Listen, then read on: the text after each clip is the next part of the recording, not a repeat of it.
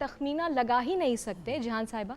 दीन इस्लाम में जब हम देखते हैं तो हुज़ूर अकरम सल्लल्लाहु अलैहि वसल्लम की ज़िंदगी में जो शफ़क़त थी वो न सिर्फ बड़े बूढ़ों के लिए थी, जवानों के लिए, बल्कि सबसे ज़्यादा बच्चों के लिए थी, जो उस ज़माने में सबसे ज़्यादा नज़रअंदाज होने वाला तबका था। जी बिल्कुल सही कह रही हैं आप। अऊज़ु बिल्लाहि मिनश्शैतानिर्रजीम, बिस्मिल्लाहिर्रहमानिर्रहीम, अल्हम्दुलिल्लाह व बिही नस्तईन व नुसल्ली व नुसल्लिम अला रसूलिहिस सादिक़िल अमीन, अम्मा बाद। यहाँ पर मौजूद लोगों को और तमाम देखने वालों को अस्सलामु अलैकुम व रहमतुल्लाहि व बरकातुहू। आप ये देखें कि अल्लाह रब्बुल इज़्ज़त ने जब ये दुनिया की तख्लीक़ की है तो एक मकसद के तहत ज़ाहिर है पूरी कायनात की तख्लीक़ हो रही है। उसके बाद दीन इस्लाम आता है, नबी करीम सल्लल्लाहु अलैहि वसल्लम की बिअ्सत होती है और फिर ये तालीम दीन हम तक आती हैं। रसूलुल्लाह सल्लल्लाहु अलैहि वसल्लम हदीस शरीफ में फरमाते हैं, अल मुस्लिमु मन सल्लिमल मुस्लिमून मिन लिसानिही व यदिही, कि वो इंसान तब तक मुस्लिम नहीं है, यानी कि इस्लाम के दायरे ही में नहीं आया जब तक कि उसके हाथ और ज़ुबान से दूसरा मुसलमान जो है वो महफूज ना हो। तो आप ये देखें कि ये तो एक बुनियाद बना दी गई है ना।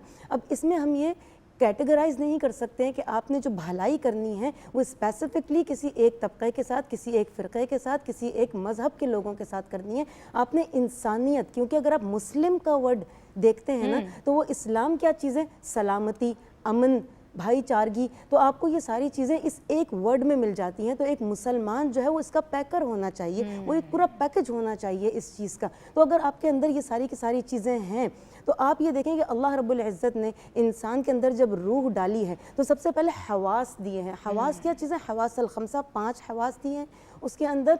उससे उसके अंदर एहसास बेदार हुआ है और उसके बाद एहसास जब बेदार हुआ तभी तो वो इंसान बना है, वरना तो जानवर भी हैं, वरना तो और मखलूक़ात भी हैं। तो अगर एक इंसान के अंदर इंसानियत नहीं है, एहसास नहीं है कि वो किसी अपने भाई को, किसी भी इंसान को, किसी भी जानदार चीज़ को, यहाँ तो सिर्फ इंसान पे भी चीज़ों को वो नहीं किया गया, वहाँ पे तो नबातात भी डैमेज हुई हैं, जानवरों का भी नुकसान हुआ है। मतलब कि सफ़े हस्ती से बहुत सारी ऐसी चीज़ें मिट गई जिससे इंसानों को ही फ़ायदा होता था। तो अब हमें इस चीज़ को, अपने शऊर को बेदार करना चाहिए, अपने एहसास को बेदार करना चाहिए, ये देख कर। और वो किस तरह से होगा, देखिए एक इंसान के अंदर अगर एहसास ख़त्म है तो वो इंसान ही ख़त्म है। और आप जब तक उसको देखेंगे नहीं, वहाँ करीब नहीं जाएंगे। आप अगर अपने बंद घर में बैठे हुए हैं और आप एक लेविश लाइफ गुजार रहे हैं तो आपको इस चीज़ का बिल्कुल अंदाज़ा नहीं होगा। आपको उनके करीब जाना होगा, उनकी तकलीफ़ों को देखना होगा। हम आज के दौर में ऐसे हो गए हैं कि अगर हमारे पास कोई तकलीफ़ ज़्यादा आता भी है तो हम उसकी तरफ से मुँह फेर लेते हैं। हमें देखना तक गवारा नहीं है, मदद करना तो दूर की बात है।